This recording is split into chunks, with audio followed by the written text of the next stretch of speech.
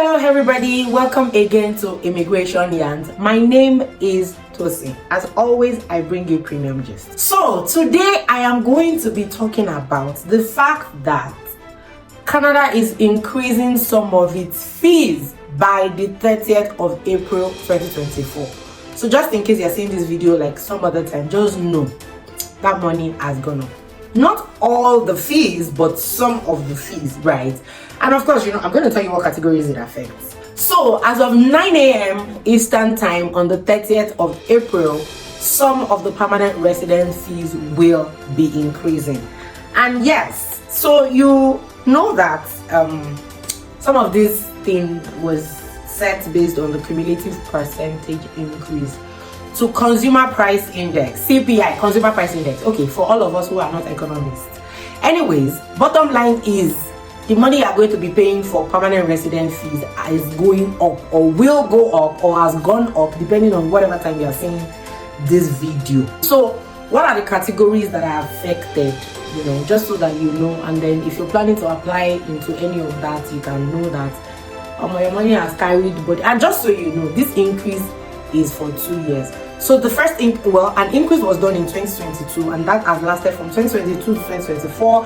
So now we're going in 2024 to 2026. So if there's anything you can do before the next increase, please, my brother and my sister, do it and do it now. Okay. So the right of permanent residence for those people who get PR, who wants to land in Canada, and it doesn't matter whether you're already inside, everybody pays it. So as long as you're getting PR, you will have to pay it. It is currently $5.15 as at the time of this video, and by the April 30th it will be going to $575. So that's about $60 increase.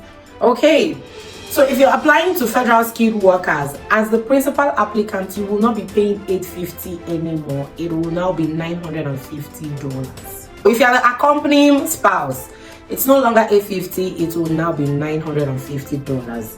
And then for the dependent child that was $230, it is now $260, or it will now be $260. For the live-in caregiver program and caregivers pilots, the principal applicant was $570, will now be $635. And for the accompanying spouse, it will also be $635. For the accompanying dependent child, it will now be $175. It used to be $155, so not so much of a difference, $20, right? For the business stream, federal and Quebec, principal applicants will move from $1,625 to $1,810, and then the accompanying spouse will pay $950. That used to be $850, and then the child will pay $260. Used to be $230. Now for family reunification, right? Sponsorship fee is no more $75, it will be $85. If you're the sponsored principal applicant, you will not be paying $490, you will now be paying $545. And for the sponsored child, if a sponsored child is under 22 years old and is not a spouse, and that child happens to be the principal applicant, they will not be paying $75 anymore, it will be $85.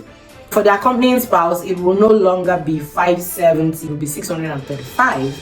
And for an accompanying dependent child, it will not be $155 anymore, it will now be $175. For protected persons, the principal applicant will now be paying $635 as opposed to the $570 that it used to be.